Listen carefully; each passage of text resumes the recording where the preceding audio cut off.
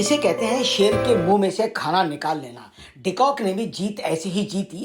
KKR ने Royals को 8 wicket से हरा नहीं दिया बल्कि राउंड डाला।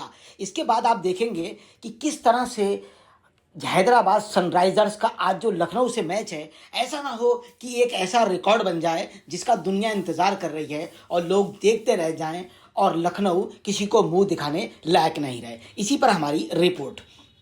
कोई सोच भी नहीं सकता कि एक ऐसा खिलाड़ी जिसने टेस्ट और वनडे को अलविदा कह दिया हो और टी20 को अपना टारगेट बना लिया हो और टी20 के अंदर वो धमाकेदार पारियां खेलता हो कि मैच को एक तरफा किनारे लगा दे। ये है क्विंटन डिकॉक। 2021 में उन्होंने टेस्ट और वनडे दोनों से संन्यास ले लिया और अब सिर्फ वो टी20 खेलते हैं और टी20 वर्ल्ड कप के अंदर भी उनकी शानदार परफॉर्मेंस रही थी। टी20 क्रिकेट ईडन गार्डन के पहले मुकाबले में अधिक प्रभावित वो नहीं कर सके, मगर क्विंटन डिकॉक ने गुवाहाटी के बरसपारा स्टेडियम में राजस्थान रॉयल्स के विरुद्ध अविजित 97 रनों की ऐसी तूफानी पारी खेली कि लोग देखते रह गए और रॉयल्स एक तरफा मैच हारता चला गया। उन्होंने रॉयल्स की गेंदबाजी के आक्रमण को तहस नहस कर डाला और उनको दिखा दिया कि क्विंटन डिकॉक के आगे उनकी कोई भी औकात नहीं है। ऐसा खेल कि लोग जो देख रहे थे वो भी नतमस्तक हो गए और जो पवेलियन में मैच देख रहे थे वो मंत्रमुग्ध हो गए, ये सोचकर कि उनका पैसा वसूल हो गया। डिकॉक ने जो बैटिंग करने का जो स्टाइल था वो उनका विराट कोहली की तरह था। वो बहुत ही शांति से खेल रहे थे। ऐसा लगता था जैसे मैच की जिताने की भी जिम्मेदारी उन पर है और 97 रन मारने की भी जिम्मेदारी उन्हीं पर है। वो अपना लाजवाब खेल खेलते रहे। पिछले सत्र में लखनऊ सुपर जॉइंट का हिस्सा रहे क्विंटन डिकॉक को केवल 3.60 करोड़ में केकेआर ने खरीदा, तो उनकी खुशी का ठिकाना नहीं था। इसका प्रमुख कारण है कि डिकॉक ने अपनी उपयोगिता आईपीएल में हर सत्र में दर्शाई है। गुवाहाटी की पिच पर गेंद थोड़ी फंस कर आ रही थी, लेकिन डिकॉक इससे अधिक विचलित नहीं हुए। कहीं पर ऐसा लगा ही नहीं कि डिकॉक को कोई प्रॉब्लम हो रही है। वो लाजवाब और धीमी गति से बहुत बेहतरीन खेल खेलते रहे। 61 गेंदों की अपनी पारी के दौरान डिकॉक ने 8 चौके और 6 छक्के जड़ डाले। इस दौरान उन्होंने सार्वजनिक रन लेग स्क्वायर पर ही खेलने की बात कही। क्विंटन का ये असाधारण एक कैच था। क्षेत्ररक्षण के दौरान भी क्विंटन डिकॉक ने टीम के लिए एक अद्भुत कैच लपक लिया। उन्होंने उस कैच की वजह से दक्षिण अफ्रीका के ही जॉन्टी रूट्स की याद आ गई। दरअसल वरुण चक्रवर्ती के ओवर में एक छक्का जड़ चुके राजस्थान रॉयल्स के कप्तान रियान पराग अच्छी लय में दिख रहे थे। उन्होंने केवल 15 गेंदों में 25 रन जोड़ दिए थे और खतरनाक दिख रहे थे, परंतु उसी ओवर में एक और बड़ा शॉट लगाने के लालच में वो फंस गए। रियान ने गेंद को बाउंड्री पार कराने का प्रयास किया, परंतु गेंद सीधी हवा में खड़ी हो गई। गेंद की ऊंचाई अधिक होने के कारण डिकॉक ने पहले अपनी हेलमेट निकालकर फेंकी, फिर कैच लपकने के लिए दौड़ गए। गेंद अधिक ऊंची जाने के कारण उनको पकड़ने का समय मिल गया और उन्होंने एक लाजवाब कैच पकड़ा। अगर हम स्कोर की बात करें तो राजस्थान रॉयल्स ने पहले खेला 151 रन उन्होंने 9 विकेट पे बनाए, जो कोई भी महत्वपूर्ण स्कोर नहीं था, क्योंकि टी20 के अंदर अगर कोई भी 200 से कम स्कोर करता है तो इसका मतलब उसकी हार तय हो गई, निश्चित हो गई। तो हार राजस्थान रॉयल्स की भी तय हो गई थी। यशस्वी ने 24 गेंदों में 29 रन बनाए। धुरंधर बल्लेबाज है, नहीं खेल पाए। सैमसन भी धुरंधर बल्लेबाज, नहीं खेल पाए। 11 गेंदों में 13 रन।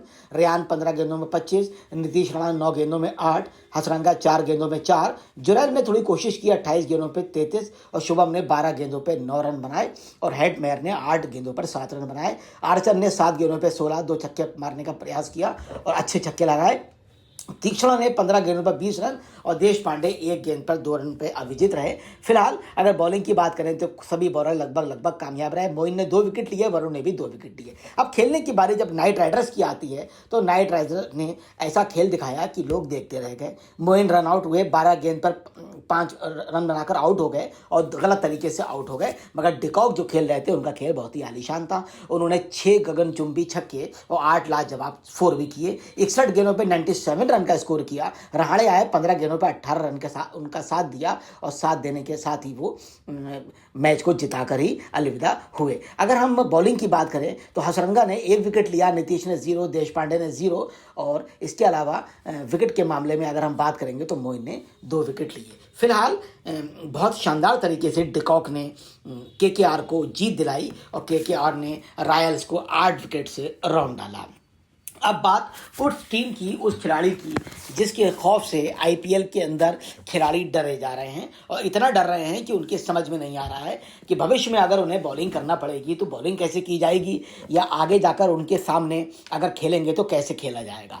पिछले मैच के अंदर वो अपने ही रिकॉर्ड तोड़ने के नज़दीक पहुंच गए थे।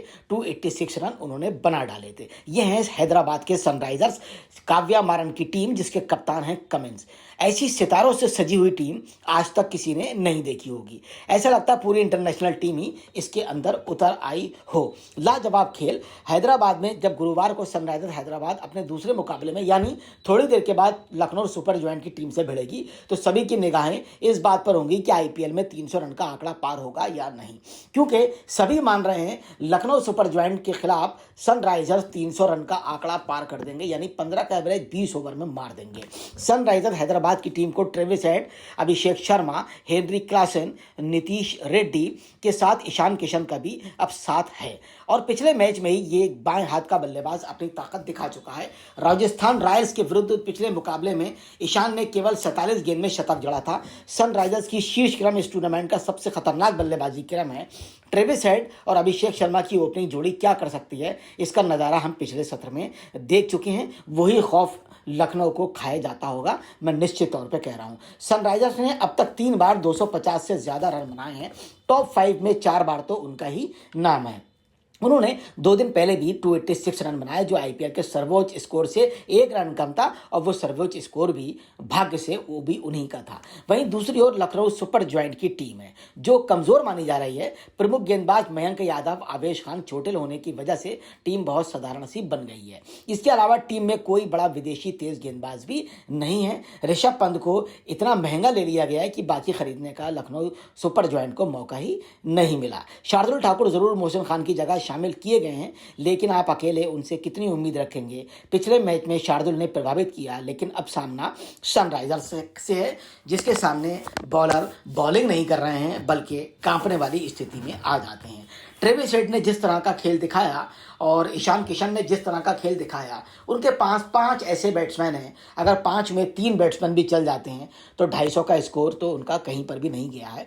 जबकि मैं मानता हूं कि निश्चित तौर पर कमिंस भी एक अच्छे बैट्समैन है, क्योंकि उनकी फास्टेस्ट 50 भी टॉप 3 में आती है, जिन्होंने बहुत ही शानदार खेल आईपीएल के अंदर पहले दिखाया है और अपनी बैटिंग से भी कमाल किया है। विश्व के नंबर 1 कप्तानों में तो उनका शुमार होता ही है, और साथ में उनकी बॉलिंग के क्या कहने, क्योंकि उनकी बॉलिंग अगर पिच उनके मतलब की हो तो उनको खेलना भी मुश्किल नहीं बल्कि नामुमकिन कहा जा सकता है। फिलहाल थोड़ी देर के बाद हैदराबाद के साथ लखनऊ सुपर जायंट का मैच है। अब ये देखते हैं कि अगर उन्हें पहले खेलने का मौका मिलता है तो किस तरह से वो स्कोर करते हैं, या अगर उन्हें पहले मौका ना मिले, चेस करने का मौका मिले, तो निश्चित तौर पे रिकॉर्ड से तो वो वंचित रह जाएंगे।